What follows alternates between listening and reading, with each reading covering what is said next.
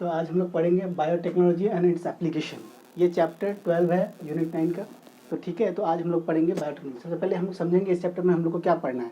जैसे हमने इससे पहले चैप्टर में जो पढ़ा है उसमें हम लोग ने पढ़ा है कि कैसे एक जीन को दूसरे ऑर्गेनिज्म में ट्रांसफ़र करते हैं। तो ये सारी चीज़ें हमने पढ़ा है कि बैक्टीरिया में कैसे ट्रांसफ़र करते हैं, प्लांट्स में कैसे करते हैं, एनिमल में कैसे करते हैं, या फिर बिना वेक्टर के कैसे हम लोग ट्रांसफ़र करते हैं। अब तो ट्रांसफ़र करने का तो हम लोग कर दिए, अब हम लोग को देखना है कि हम लोग जब ट्रांसफ़र किए क्या थे, क्यों किए थे, अगर किए थे उसके फ़ायदे क्या क्या मिले और क्या क्या हम लोगों ने फ़ायदा उठाया। तो देखिए बेनिफिट ऑफ बायोटेक्नोलॉजी, क्या बेनिफिट मिला हम लोग को। बेनिफिट किस किस फील्ड में मिला, बेनिफिट ऑफ बायोटेक्नोलॉजी। ठीक है, बायोटेक्नोलॉजी क्या क्या बेनिफिट मिला किस किस फील्ड में वो देखेंगे। पहला तो हम लोग देखेंगे एग्रीकल्चर में क्या बेनिफिट मिला हम लोग को। ठीक है, एग्रीकल्चर में क्या क्या हम लोग इसका फ़ायदा उठाया जीन ट्रांसफ़र करके। दूसरा हम लोग देखेंगे मेडिसिनल फील्ड में, मेडिसिनल फील्ड में देखेंगे। और तीसरे की बात करें अगर हम लोग तो क्रॉप प्रोडक्शन को भी देख सकते हैं हम लोग, या ट्रांसजेनिक एनिमल देखेंगे हम लोग। ठीक है, ट्रांसजेनिक एनिमल बनाए से ट्रांसजेनिक एनिमल। और चौथा बात करेंगे इथिकल इश्यूज़ के बारे में बात करेंगे। किसके बारे में बात करेंगे हम लोग, इथिकल इश्यूज़ के बारे में। ये 4 टॉपिक्स पढ़ेंगे हम लोग। जो बेनिफिट हमने जीन ट्रांसफ़र किया था उनसे हमने साइंटिस्ट ने ये चीज़ें बनाया या इस चीज़ों का प्रोडक्शन को ज़्यादा किया। तो आइए हम लोग पढ़ते हैं एक एक करके क्या क्या पढ़ते हैं। वे देखेंगे इससे पहले कि एक बात सुने कि 1960 में ग्रीन रेवोल्यूशन हुआ था। क्या हुआ था 1960 में, ग्रीन रेवोल्यूशन। ग्रीन रेवोल्यूशन कब हुआ था ये देखिए, अगर हम लोग ग्रीन रेवोल्यूशन कब हुआ था ये देखिए, 1960 में हुआ था। 1960 में हुआ था। और जो फूड प्रोडक्शन या प्रोडक्शन था उसका प्रोडक्शन वो ट्रिपल हो गया था। प्रोडक्शन कितना हो गया था, प्रोडक्शन कितना देखने को मिला था आपको, ट्रिपलेट हो गया था। जितना प्रोडक्ट पहले हो रहा था उसका ट्रिपलेट हो गया था, मतलब ट्रिपल हो गया था प्रोडक्शन। ठीक है, अब हम लोग पढ़ेंगे अभी आगे गोल्डन राइस के बारे में। गोल्डन राइस भी किसका प्रोडक्ट है, गोल्डन राइस भी एक बायोटेक्नोलॉजी का प्रोडक्ट है। उसमें भी हम जीन ट्रांसफ़र करके कुछ चीज़ों का फ़ायदा उठाते हैं। हेडिंग देंगे हम लोग गोल्डन राइस। ठीक है, गोल्डन राइस को पढ़ेंगे हम लोग, गोल्डन राइस। ठीक है, पढ़ेंगे हम लोग गोल्डन राइस। देखिए सबसे पहली बात गोल्डन राइस के बारे में हम लोग जान लें कि गोल्डन राइस क्या होता है ना, ये विटामिन ए रिच होता है। क्या होता है ये, विटामिन ए रिच होता है ये। ठीक है, गोल्डन राइस में क्या होता है, विटामिन ए रिच। अब मान लीजिए कहीं का पॉपुलेशन है जो नाइट ब्लाइंडनेस की डिजीज़ से सफ़र करता हो, तो वहाँ पे गवर्नमेंट उनको कौन सा गोल्डन राइस मतलब दिलाता है। गोल्डन राइस क्यों दिलाता है, क्योंकि उसमें विटामिन ए होता है। और विटामिन ए नाइट ब्लाइंडनेस के लिए बहुत ज़रूरी होता है, जो नाइट ब्लाइंडनेस को दूर करता है। ठीक है, विटामिन ए। देखिए विटामिन ए, आपको विटामिन ए किस में मिलेगा, आपको देखिए मेन सोर्स या फिर जो मेजर सोर्स है ना विटामिन ए का वो है कैरेट। ठीक है, गाजर से आपको विटामिन ए मिल सकता है, ठीक मिलता है। और बात करें तो ये आप देखिए विटामिन ए। और ये गोल्डन राइस जो है ना, ये कौन सा कलर में होता है, कलर इसका होता है गोल्डन राइस का येलो। एक बात ध्यान रखेंगे, नाम तो है इसका गोल्डन, ठीक है, लेकिन इसका कलर कैसा होगा, चावल का कलर होगा येलो। वो किसके कारण होता है, ये कारण होता है बीटा कैरोटीन के कारण। किसके कारण होता है, बीटा कैरोटीन। ठीक है, बीटा कैरोटीन क्या होता है, देखिए बीटा कैरोटीन से ही विटामिन ए बनता है। ठीक है, ये प्रीकर्सर ऑफ विटामिन ए होता है। बीटा कैरोटीन क्या होता है, precursor of vitamin A. Beta carotene के ही कन्वर्ट होता है किसमें, आपको विटामिन ए में। ठीक है, इतनी सी बात समझ में आई होगी। ठीक है, 2-3 चीज़ें आपको ध्यान रखना जिसमें कि गोल्डन राइस में सबसे इम्पॉर्टेंट बात तो ये है, अगर हम इसको 5 स्टार भी बोल दें तो ये कम होगा इसके लिए।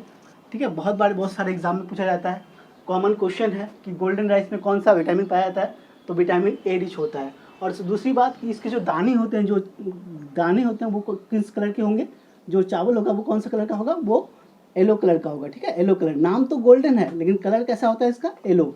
ठीक है, येलो कलर का होता है। वो किसके कारण होता है, वो बीटा कैरोटीन के कारण होता है, क्योंकि बीटा कैरोटीन का कलर कैसा होता है, इसका कलर भी होता है येलो। इसका कलर जब येलो है तो चावल का भी कलर कैसा कर देता है, वो येलो कर देता है। ठीक है, इतनी सी बात समझ में आ गई होगी। अब हम लोग नेक्स्ट टॉपिक पे चलते हैं जिसका नाम है बैसिलस थुरिनजेनेसिस। ठीक है, अगला अपना टॉपिक आएगा बैसिलस थुरिनजेनेसिस। हेडिंग देंगे बैसिलस थुरिनजेनेसिस, बैसिलस थुरिनजेनेसिस,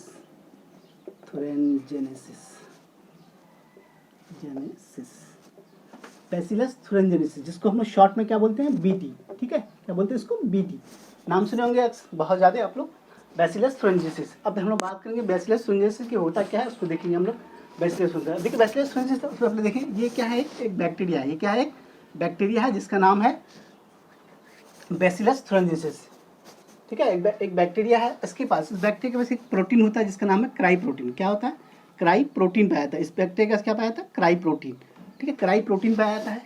ठीक है, बैसिलस थ्रोएंजेसिस क्राई प्रोटीन पाया जाता है। अब देखिए खास बात, ये जो बैसिलस थ्रोएंजेसिस देख रहे हैं आप, बैसिलस थ्रोएंजेनेसिस जो देख रहे हैं आप, बीटी, ये एक बैक्टीरिया है, इसके पास एक क्या पाया था? Cry protein. ये क्या होता है? जनरली ये इनएक्टिव होता है, ये इनएक्टिव होता है। ठीक है, इनएक्टिव होता है और ये टॉक्सिक होता है। ठीक है, टॉक्सिक होता है। क्या होता है? टॉक्सिक। क्राई प्रोटीन देख लीजिए, क्राई प्रोटीन को थोड़ा जान लें। क्राई प्रोटीन सबसे पहली बात, इंपॉर्टेंट बात कि क्राई प्रोटीन किसमें देखने को मिलेगा आपको? बैसिलस थ्रोएंजेसिस नामक एक बैक्टीरिया है जिसके पास क्राई प्रोटीन देखा जाता है। जनरली ये क्या होता है? ये होता है इनएक्टिव फॉर्म में रहता है। ये तो इनएक्टिव फॉर्म में होता है, इनएक्टिव रहता है, और ये इनएक्टिव रहता है, और ये क्या है? ये टॉक्सिक होता है, ठीक है, ये टॉक्सिक होता है। लेकिन जब ये इनएक्टिव है तो ये सबको टॉक्सिक नहीं प्रोड्यूस करेगा, सबको नहीं मारेगा।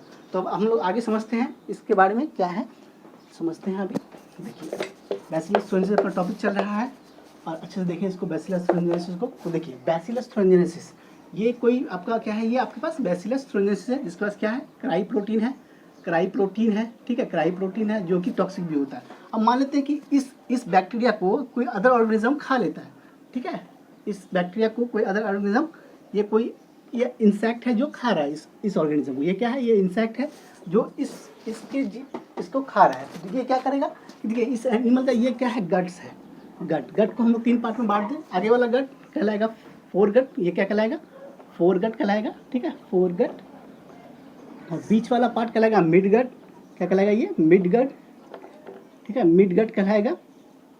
और तीसरा ये हाइंड गट। ठीक है, 3 गट कहलाएगा, 3 गट। अब जैसे ही कोई इंसेक्ट इसको खाएगा तो ये होगा कि ये क्राई प्रोटीन उसके गट्स में आएगा, गट्स में फोरगट में आएगा, फोरगट के बाद कहाँ चला जाएगा? ये मिडगट में। मिडगट कैसा होता है? इसका एल्केलाइनिक नेचर का होता है, एल्केलाइन पीएच होता है इसका। कैसा पीएच होता है? एल्केलाइन। जब ये जो इनएक्टिव प्रोटीन है वो एल्केलाइन मीडियम में पहुँचते ही वो एक्टिव हो जाता है। ठीक है, वो एक्टिव हो जाता है। जब ये एक्टिव हो जाएगा तो ये क्या होगा ना, इसका गट्स को परफोरेटेड कर देगा, मतलब छेद कर देगा, परफोरेटेड छेद कर देगा, और ये इंसेक्ट क्या हो जाएगा? मर जाएगा। तो साइंटिस्ट जब देखा कि ये तो बहुत अच्छी प्रॉपर्टी है, तो साइंटिस्ट ने क्या किया कि ये जो बैसिलस थ्रोएंजेसिस का क्राई प्रोटीन है, इसका जीन निकाल करके कुछ मतलब जैसे कॉटन में और क्रॉप्स में डाल दिया, और उस क्रॉप्स को खाता है तो मतलब इंसेक्ट ऑटोमेटिक मर जाता है। तो आपको याद और ध्यान कर रखना है कि बैसिलस थ्रोएंजेसिस क्या है? एक बैक्टीरिया है, और उसके पास कौन सा प्रोटीन पाया जाता है? क्राई प्रोटीन, जो कि नेचर में कैसा होता है? ये टॉक्सिक होता है और जनरली इनएक्टिव रहता है। उसको एक्टिव होने के लिए एल्केलाइन पीएच होना जरूरी है। ठीक है, एल्केलाइन पीएच होता है, और ये एक्ट कहाँ पे करेगा? ये जहाँ पे इसको एल्केलाइन पीएच मिलेगा वहाँ पे वो एक्ट करेगा। ठीक है, तो इतनी सी बात समझ में आई होगी। अब देखिए हम लोग कुछ बीटी को क्रॉप्स के बारे में जानेंगे। अब तक इंडिया में बीटी क्रॉप्स कौन कौन है उसके बारे में हम जानेंगे। ठीक है, देखते हैं हम लोग बीटी क्रॉप्स के बारे में। बीटी क्रॉप्स का नाम देखें अगर तो सिंपली याद करने का तरीका है कौन कौन सा बना है। बीटी क्रॉप्स नाम याद रखना है, ये एनसीईआरटी में भी दिया हुआ है, तो आपको नाम याद रखना है। देखिए सबसे पहले आप क्या याद करेंगे? Tomato potato.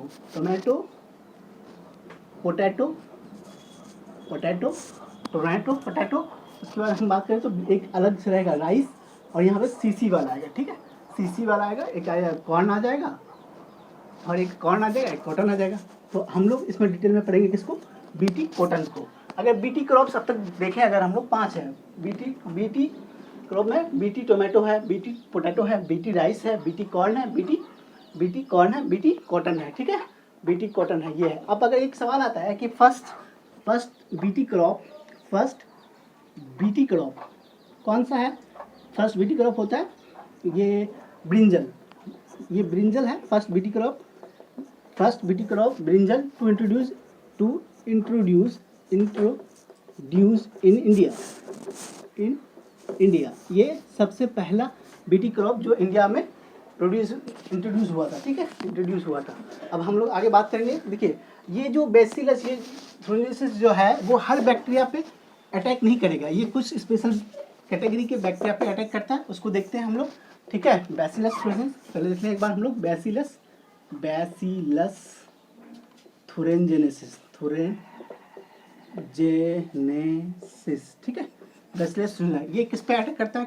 कुछ अटैक सम कैटेगरीज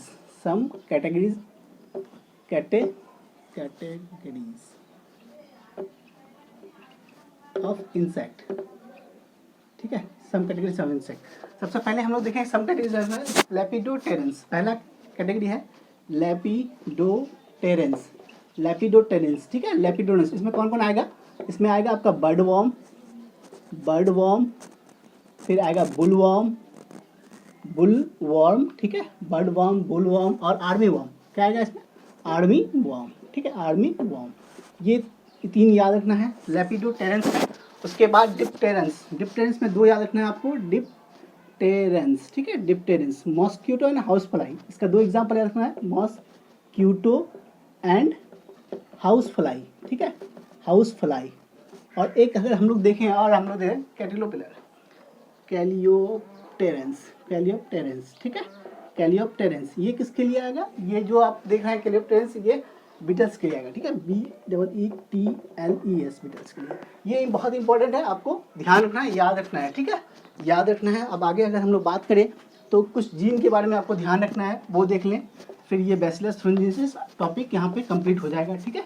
तो अभी टॉपिक कंप्लीट हो जाएगा बैसिलस thuringiensis। अब देखिए कुछ जीन आपके एनसीईआरटी में मेंशन्ड है जो आपको याद रखना है। सबसे पहले तो हम लोग देखें बीटी कॉटन को, ठीक है, बीटी कॉटन क्या होता है? ये बीटी कॉटन, एक बीटी कॉटन, ये याद रखना है, बीटी कॉटन, ठीक है। बीटी कॉटन ये क्या होता है ना कि ये पेस्ट रेजिस्टेंस जीन है। क्या ये? पेस्ट रेजिस्टेंस जीन कहलाता है, इसमें होता है पेस्ट रेजिस्टेंस जीन है, ठीक है। ये सबसे ज़्यादा कहाँ देखने को मिलेगा? कॉटन बुलवर्म में। किसमें देखने को मिलेगा? कॉटन बुलवर्म, ठीक है, ये एग्जाम में आया हुआ है कॉटन बुलवर्म का नाम, ये आपको ध्यान रखना है, ठीक है। अब हम लोग कुछ जीन के बारे में बात करेंगे, वो बहुत इंपॉर्टेंट है। इसका फी 5 स्टार दे तो ये भी इससे ज़्यादा डिजर्व करता है, लेकिन फिर भी मैं फिर 5 स्टार ही दे रहा हूँ। आपको याद रखना है जीन के बारे में, ठीक है, मोस्ट इंपॉर्टेंट है ये जीन के बारे में जो है कॉटन बुलवर्म। के पास कौन कौन जीन है वो आपको याद रखना है। कॉटन बुलवर्म, ठीक है, कॉटन बुलवर्म के पास कौन कौन जीन है? देखिए क्राई 2 जीन है इसके पास, क्राई नाम से, क्राई ये फर्स्ट देंगे इसको सेकंड देंगे, ठीक है, सेकंड। और यहाँ पे क्या लगाएंगे हम लोग? AC, और यहाँ पे लगाएंगे AB। 2 जीन याद रहेगा, cry first AC, cry second AB, ठीक है। अब अगर हम लोग बात करें दूसरे वाले की तो देखेंगे हम लोग ठीक है, इसका जो जीन है वो याद रखें, cry CRY, cry first AB, ठीक है, क्राई फर्स्ट AB। ये NCERT में है और बहुत इंपॉर्टेंट है। जीन अगर पूछता है कॉटन बुलवर्म का तो cry 1 AC, cry second AB, और इसका पूछता है तो क्राई 1 फर्स्ट AC। तो यहाँ पे आपका BT जो बैसिलस thuringiensis का टॉपिक था वो कंप्लीट होता है। आज यहीं तक के लिए, मिलते हैं नेक्स्ट लेक्चर में।